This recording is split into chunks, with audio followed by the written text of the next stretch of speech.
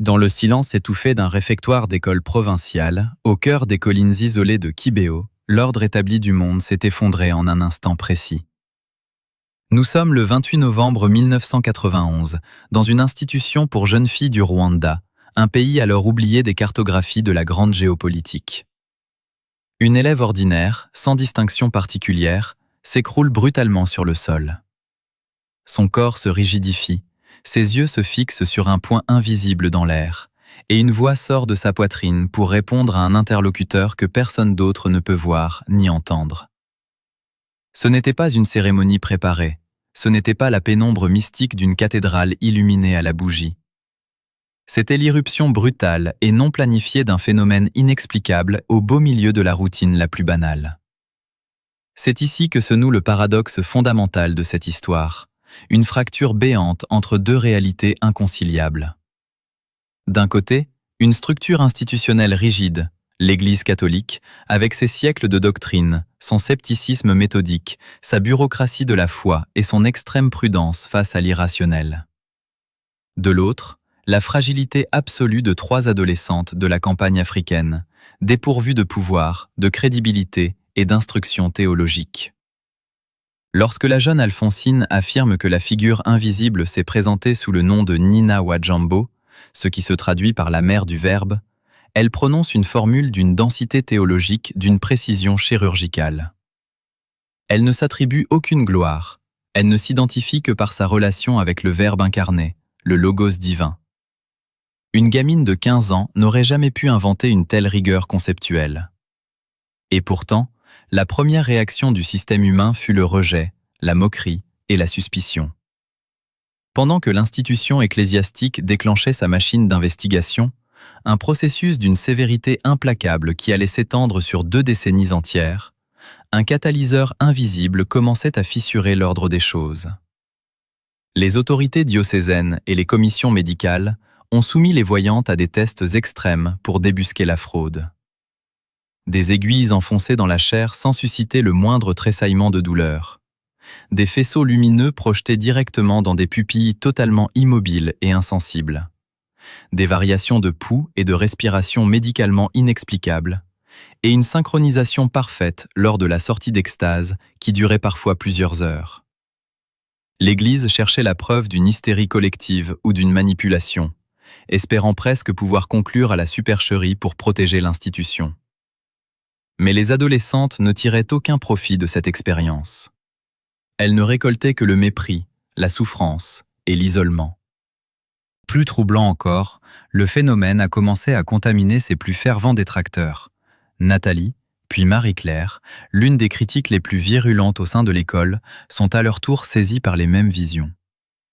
Alors que l'enquête officielle accumulait les rapports d'experts et que la présence de milliers de pèlerins transformait la colline de Kibéo, le message initial, d'abord teinté d'appels maternels à la prière, à la pénitence et à la méditation des 7 douleurs, a soudainement basculé. En août 1982, le voile du temps s'est déchiré devant les yeux des 3 filles lors d'une extase publique. Ce jour-là, devant une foule médusée qui ne voyait rien mais assistait à la terreur pure incarnée sur le visage des enfants, le récit est entré dans son premier choc décisif. Les filles se sont mises à hurler, à convulser et à pleurer des larmes de sang intellectuel. Elles décrivaient un fleuve devenu rouge de sang, des montagnes de cadavres abandonnés sans sépulture, des corps décapités et une vallée entière engloutie sous une violence inouïe. La Vierge elle-même pleurait devant elles, leur montrant une vision d'horreur absolue et leur affirmant que ce châtiment n'était pas une fatalité divine, mais le terme inévitable d'une haine alimentée en silence dans les cœurs. La question centrale, celle qui allait hanter les archives secrètes du diocèse pendant 12 ans et faire vaciller la certitude des enquêteurs les plus rationalistes, venait d'être posée.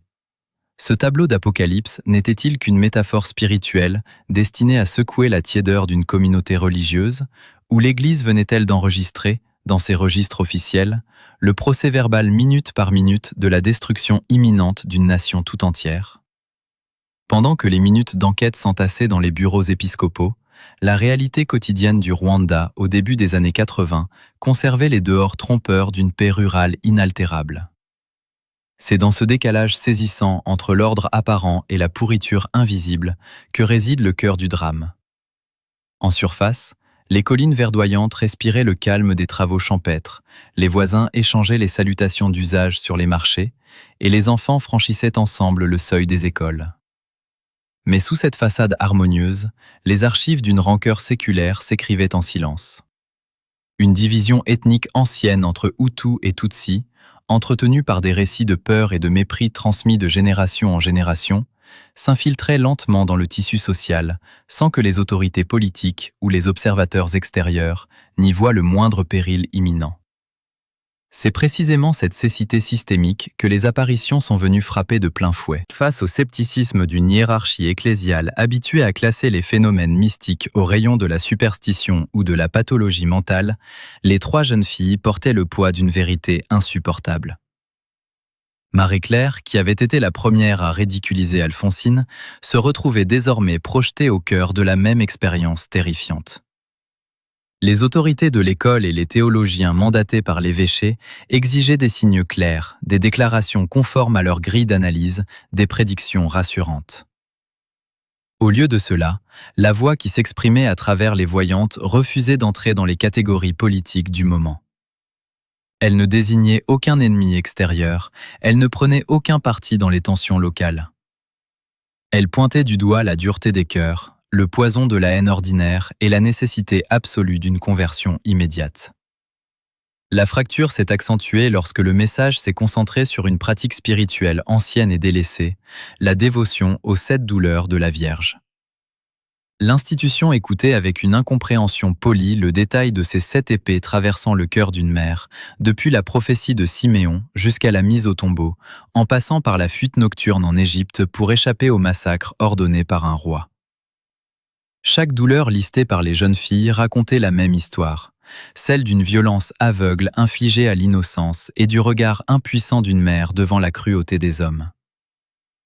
Pour la société rwandaise de l'époque et pour les observateurs cléricaux, cette insistance sur le deuil et le sang paraissait anachronique, déplacée, presque morbide. Personne ne voulait voir que cette demande de partager la douleur d'une mère préparait les consciences à l'impensable. Dans l'enceinte de l'école de Kibéo, l'atmosphère était devenue lourde, presque irrespirable.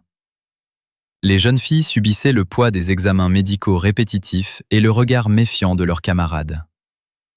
Alphonsine vivait des voyages mystiques prolongés qui la laissaient épuisée, tandis que d'autres s'imposaient de sévères pénitences et des jeûnes rigoureux pour intercéder en faveur de leur peuple. L'écart entre la rigidité des commissions d'enquête, qui cherchaient la faille logique ou la contradiction doctrinale, et la détresse brute des adolescentes s'agrandissait chaque jour. Les rapports officiels notaient avec une froideur méthodique l'absence de réaction à la douleur ou la fixité du regard lors des extases, mais ils restaient incapables de saisir la portée du cri qui traversait ces jeunes filles.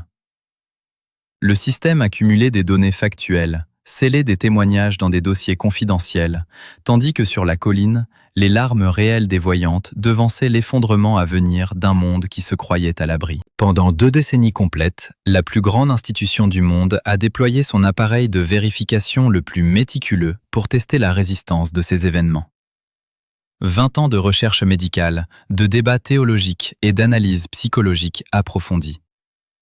Face à la popularité grandissante du site de Kibéo, d'autres jeunes de la région ont commencé à affirmer qu'ils recevaient eux aussi des visions. Le risque d'une contagion émotionnelle et d'une dérive incontrôlable menaçait de faire basculer l'événement dans le sensationnalisme. La réaction de la hiérarchie ecclésiastique fut d'une sévérité absolue. Loin de céder à l'engouement populaire ou de valider aveuglément chaque récit, les évêques et les commissions ont écarté sans ménagement la grande majorité des autres prétendants. Avec un discernement inflexible, le système a tracé une ligne étroite et intransigeante. Seules 3 filles, Alphonsine, Nathalie et Marie-Claire, furent retenues. Les autres furent rejetées ou laissées dans le silence, prouvant ainsi la rigueur et l'extrême prudence de la démarche. Pendant que la bureaucratie de la foi contrôlait la moindre parole des voyantes, cherchant à détecter le moindre faux pas doctrinal, la moindre cupidité ou la moindre recherche de gloire personnelle, les 3 adolescentes ont maintenu une posture d'une constance déconcertante. Malgré la foule des pèlerins qui affluaient désormais sur la colline, malgré la pression constante des enquêteurs et les rumeurs qui circulaient, elles n'ont tiré aucun enrichissement de cette notoriété. Elles ont continué à mener des vies humbles, silencieuses et empreintes de souffrances physiques et morales. Aucune réclame, aucune contradiction avec le dogme, aucune tentative de capitaliser sur l'événement. Cette fermeté et ce refus d'exploiter la situation sont devenus la preuve la plus irréfutable aux yeux des sceptiques les plus endurcis de la chancellerie épiscopale. C'est finalement en 2001 que l'institution romaine a posé un acte d'une rareté exceptionnelle. Après 20 ans d'enquête serrée et d'observations méthodiques, l'Église a officiellement reconnu l'authenticité des apparitions de Kibéo en faisant le seul site d'apparition mariale approuvé sur l'ensemble du continent africain. Le sceau officiel était apposé. Ce n'était plus un folklore local, une légende d'Internet ou un récit de campagne. C'était une vérité estampillée par la prudence la plus rigoureuse. Mais cette reconnaissance institutionnelle est arrivée alors que le drame prophétisé s'était déjà accompli dans une indifférence internationale effroyable. Car 12 ans après la vision d'épouvante d'août 1982, le rideau s'est levé sur l'accomplissement littéral du message avertisseur. Au printemps 1994, le Rwanda a basculé dans un abîme de violence inouïe. En l'espace de 100 jours, une haine méthodique s'est déchaînée, provoquant le massacre de près d'1 million d'êtres humains à coups de machettes et de gourdins dans les maisons, les rues et les sanctuaires où les victimes s'étaient réfugiées. Et la tragédie réside dans le double aveuglement. La société rwandaise n'avait pas écouté l'avertissement céleste transmis 12 ans plus tôt, et les grandes puissances mondiales, informées en temps réel de l'effroyable boucherie, ont délibérément détourné le regard pendant 100 jours. Le monde n'a pas seulement ignoré les alarmes spirituelles de la Vierge, il a sciemment fermé les yeux devant le spectacle de son propre effondrement moral. Le choc de l'accomplissement s'est abattu avec le poids d'une condamnation historique. Tout ce que les 3 adolescents avaient vu sous le regard médusé et terrifié de la foule en 1982 est devenu la réalité brute des journaux télévisés de 1994. La précision des visions n'autorisait plus le moindre doute. Les rivières bloquées par l'accumulation des corps, charriant des flots de cadavres jusqu'au Grand Lac, les montagnes de morts abandonnées sans que personne ne reste pour les enterrer, les têtes séparées des troncs, les collines en feu et la terre saturée de sang. Les rapports confidentiels consignés dans les tiroirs des commissions ecclésiastiques 12 ans plus tôt ne se lisaient plus comme des spéculations mystiques ou des délires d'enfants, mais comme le procès-verbal d'un drame écrit d'avance. Le doute n'était plus permis pour les témoins survivants qui se souvenaient des cris des 3 filles dans la cour de l'école. La tragédie a atteint son sommet d'ironie et de douleur sur la colline même des apparitions. Kibéo, le lieu saint où la voix s'était élevée pour supplier la conversion et avertir du danger, est devenu le théâtre d'un des massacres les plus féroces. Des milliers de réfugiés, venus chercher un ultime abri au sein de l'église et des bâtiments scolaires, y ont été exterminés. Le sanctuaire de la mise en garde s'est changé sous leurs yeux en sanctuaire du carnage. Parmi les victimes figure Marie-Claire elle-même, celle qui avait d'abord douté, puis vu, puis porté le message. Sa mort physique au milieu des siens scellait de manière irréversible le destin tragique de ces témoins ordinaires, emportés par la tempête qu'elles avaient tenté d'enrayer. Ce moment de bascule fait voler en éclats toutes les illusions d'une société et d'une institution rassurées par leurs procédures. Il ne s'agissait pas d'une malédiction divine envoyée du ciel pour punir un peuple, mais du résultat mécanique, concret et inévitable des choix humains. La haine cultivée à bas bruit, l'acceptation progressive de la déshumanisation de l'autre, la séparation arbitraire entre voisins ont produit leurs fruits naturels. L'apparition n'a pas causé le désastre, elle en avait montré la destination finale pour tenter d'en détourner les acteurs. Les masques de la normalité institutionnelle et du confort spirituel sont tombés pour laisser apparaître une vérité nue et terrifiante. Le mal ne surgit pas tout armé avec des machettes, il commence bien plus tôt, par des rancœurs entretenues, des refus de pardonner et des mépris ordinaires tolérés au quotidien. Dans cette prise de conscience tardive et douloureuse, la valeur de l'expérience humaine retrouvait toute sa mesure. La prophétie de Kibéo s'est révélée n'être ni une curiosité folklorique, ni une simple prédiction géographique limitée à une nation africaine. Elle s'est imposée comme un manifeste universel adressé à la conscience humaine tout entière. La voix qui pleurait sur la colline ne s'adressait pas seulement au Rwanda des années 80, mais à chaque être humain, chaque communauté et chaque époque où s'installe la tentation de diviser le monde entre les siens et les autres. En montrant l'abîme au bout du chemin, le récit de Kibéo arrache définitivement les faux-semblants et place chaque personne devant la responsabilité immédiate de ses propres sentiments et de ses propres choix. Mais l'histoire de Kibéo ne s'arrête pas dans l'ombre obscure des tombeaux et des décombres. Dans les années qui ont suivi le génocide, à mesure que les survivants tentaient d'émerger de l'abîme et de reconstruire une existence sur les ruines de leur pays, une métamorphose extraordinaire et inattendue s'est opérée sur cette colline meurtrie. Le lieu même qui avait été le théâtre de l'avertissement méprisé, puis le théâtre du massacre annoncé, est devenu le centre névralgique d'une transformation humaine hors du commun. Des victimes se sont assises face aux bourreaux de leur propre famille. Des hommes et des femmes ont demandé pardon pour l'impensable, et des actes de réconciliation d'une profondeur inouïe ont commencé à germer là où le sang avait coulé. La colline ensanglantée s'est transformée en un sanctuaire officiel, un lieu d'accueil et de pèlerinage où des visiteurs du monde entier viennent aujourd'hui pleurer, prier et apprendre la guérison des cœurs. Cette mutation locale reflète l'avertissement ultime que le récit laisse à l'humanité entière. La mère du Verbe n'était pas venue porter une sentence inéluctable, mais offrir un recours. Si elle a montré l'horreur avec tant de détails, c'était précisément parce qu'il n'était pas encore trop tard pour changer le cours des choses. Un avertissement du ciel n'est jamais un acte de condamnation, mais une manifestation ultime de miséricorde. Le poison qui a noyé le Rwanda sous les cadavres n'a pas disparu de la terre. Il continue de circuler silencieusement dans chaque société, dans chaque communauté, dans chaque cœur humain où la rancœur est entretenue, où l'autre est perçu comme une menace ou un ennemi, où le ressentiment prend le dessus sur la vérité et le pardon. L'exigence qui découle de Kibéo est donc d'une simplicité et d'une rigueur absolue. Le mal ne se combat pas seulement par de grandes déclarations politiques ou des structures institutionnelles complexes, mais par un travail intérieur immédiat et concret. Forgée dans l'épreuve des 7 douleurs, la voie proposée exige de déraciner la haine avant qu'elle ne prenne forme, de refuser la spirale de la division, de prier avec ferveur et sincérité, et de choisir le pardon non comme un simple sentiment fugace, mais comme une décision ferme et répétée de la volonté. Chaque petit mépris effacé, chaque offense pardonnée est une victoire directe sur le chaos qui menaçait d'engloutir le monde.